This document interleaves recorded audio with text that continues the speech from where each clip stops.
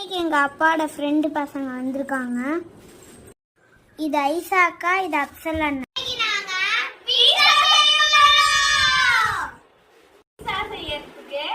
மைதா மாவு தேவை, அதான் இப்படி பிசைஞ்சு எடுத்துக்கணும். வெங்காயமும் தக்காளியும் தேவை. அடுத்தது சீஸும் சாஸும் தேவை. அப்புறம் ரெட் சில்லி ஃப்ளெக்ஸ் ஸ்ப்ரெட் பண்ணி வச்சுக்கணும். அப்புறம் ஸ்போக் வச்சு இது மாதிரி பச் பண்ணிக்கோங்க. அடுத்தது இந்த கெட்சப்பை இதில் ஊற்றிக்கோங்க.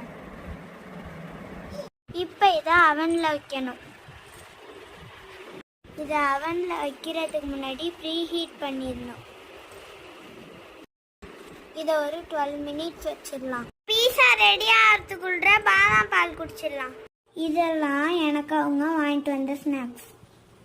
இதில் வேற குந்தை ஒன்று ஆட்டையை போட்ட கிட்கெட். பீஸா ஹீட் ஆயிடுச்சு. சீஸை வச்சுக்கலாம் நம்ம. இப்போ இதில் டாப்பிங் பண்ண போகிறோம். இதுக்கு மேலே ரெட் சில்லி ஃப்ளேக்ஸை போட்டுக்கணும். இதில் டாப்பிங் எல்லாம் போட்டுட்டு மறுபடியும் அவனில் வைக்கணும்.